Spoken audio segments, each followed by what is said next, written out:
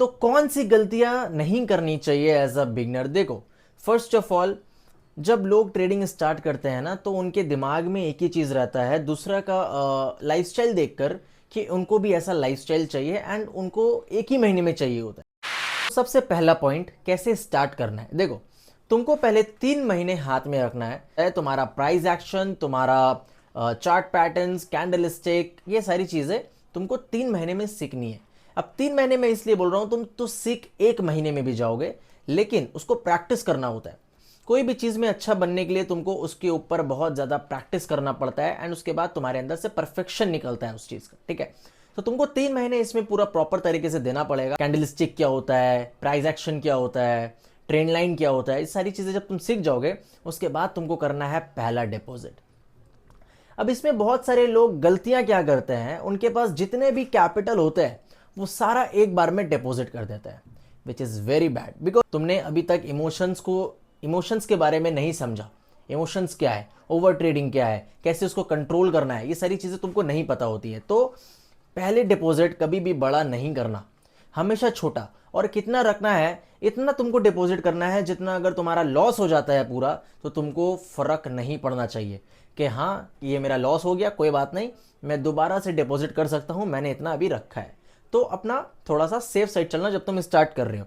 कितना रखना है, मान लेते हैं अगर तुम्हारे पास 50,000 रुपया सेविंग है, उसका सिर्फ तुमको 10% डिपॉजिट करना है। एंड ये डिपॉजिट, ये तुम्हारा जब पहला डिपॉजिट होगा, ये पहला डिपॉजिट होगा तुम्हारा इमोशंस के लिए। कैसे तुम इमोशंस को कंट्रोल करोगे? क्योंकि जब तुम छोटे अमाउंट को कंट्रोल नहीं कर पाओगे, लॉस को या प्रॉफिट को कंट्रोल नहीं कर पाओगे, तो फिर जब तुम्हारे पास बड़े कैपिटल आ जाएंगे, उसको कैसे कंट्रोल करोगे?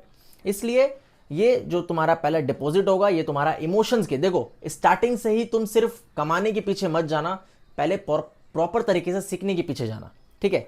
तो जो तुमने पहला डिपॉजिट किया होगा, उसका तुमको 60 डेज तक ट्रेड करना है एंड एक दिन में सिर्फ एक ट्रेड करना ही अलाउड है, उससे ज्यादा तुम नहीं कर सकते। एंड पर ट्रेड में रिस्क, जो भी तुम्हारा कैपिटल है वो 2% होगा। एक दिन में एक ट्रेड एंड तुम्हारा कैपिटल का 2% रिस्क, एंड तुमको इसको 60 डेज तक लेकर जाना है, ठीक है? ये चीजें मैंने तुमको बता दी। एंड थर्ड पॉइंट क्या है, कभी भी किसी से भी लोन नहीं लेना।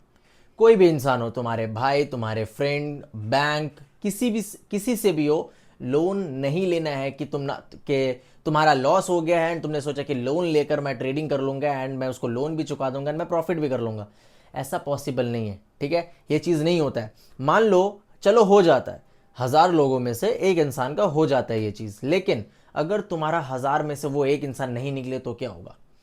तुम फंस जाओगे, तुम ग्रो नहीं कर पाओगे, बिकॉज तुमको लोन चुकाना होगा, फिर तुम मजदूरी करने लगोगे, तुम लोन कब चुकाओगे, तुम ट्रेडिंग कब करोगे, तो तुम बहुत बहुत डीपली फंस जाओगे। तो ये चीज़ कभी नहीं करना। जब मेरे साथ ये चीज़ हुआ था, तो मैंने उधारी किसी से नहीं लिया, मैंने रैपिडो किया, मैंने मजदूरी की एंड मैंने सेव किया, उसके बाद मैंने किया, ठीक है? ये चीज़ हमेशा याद रखना, कभी भी लोन किसी से भी मत लेना, वरना तुम बहुत गलत फंस जाओगे। ये चीज़ है। पॉइंट नंबर 4, लो एक्सपेक्टेशन इसलिए क्योंकि बहुत सारे लोग इंस्टाग्राम पे, यूट्यूब के शॉर्ट्स एंड इंस्टाग्राम पे रील देख लेते हैं, दूसरा का फेक कार्स देख लेते हैं, दुबई का लाइफस्टाइल देख लेते हैं, उनको लगता है कि यही ट्रेडिंग का सत्य है, लेकिन ऐसा कुछ नहीं है। वो सारी चीज़ें फेक है, बिकॉज एक्चुअल में जो भी इन्फ्लुएंसर्स है ना, उनका जो मेन इनकम होता है, ये या तो रेफरल से आता है, या तो कोर्स बेचकर आता है, या फिर कुछ प्रमोट करके आता है। यही सारी चीज़ें से कमाई होती है। एंड याद रखना, दूसरों को देखकर अपना सर मत फाड़ना। तुम ट्रेडिंग कर रहे हो, तुम गैम्बलिंग नहीं कर रहे हो। बड़ा एक्सपेक्टेशन नहीं रखना कि एक ही महीने में मैं अपने अकाउंट को डबल कर लेंगे या उसका फोरेक्स कर लेंगे। नहीं, तुम जुआ नहीं खेल रहे हो, तुम ट्रेडिंग कर रहे हो। हर महीने तुम्हारा एक्सपेक्टेशन होना चाहिए या 5%, 10%, 15% ऐसा होना चाहिए। अब तुम बोलोगे कि 10-15% में क्या होगा?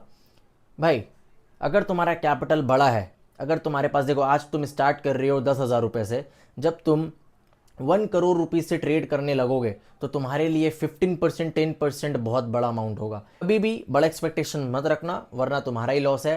क्योंकि जितने भी लोग हैं, 95% जो लोग हैं, उसमें से 80% लोग बहुत ज़्यादा एक्सपेक्टेशंस रखकर ही ट्रेडिंग में आते हैं, लेकिन जब उनको ट्रेडिंग का सच पता चलता है, तो वो लोग क्विट कर देता है। क्योंकि अगर तुम देखोगे तो 90 डेज तक ही लोग ट्राई करते हैं, उसके बाद उस चीज़ को, उसके बाद ट्रेडिंग को छोड़ देते हैं। तो ज़्यादा एक्सपेक्टेशंस मार्केट से मत रखना, ठीक है।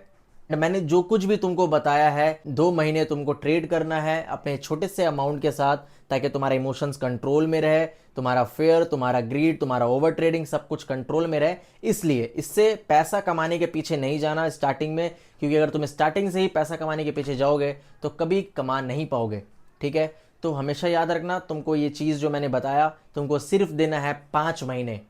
ट्रस्ट मी, जैसे मैंने बताया, सिर्फ 5 महीने दो, तुम यकीन मानो तुम्हारा ट्रेडिंग ऑलमोस्ट तुम सीख जाओगे, ऑलमोस्ट ट्रेडिंग, शायद तुम प्रॉफिटेबल भी बन जाओ इतने टाइम तक, ठीक है।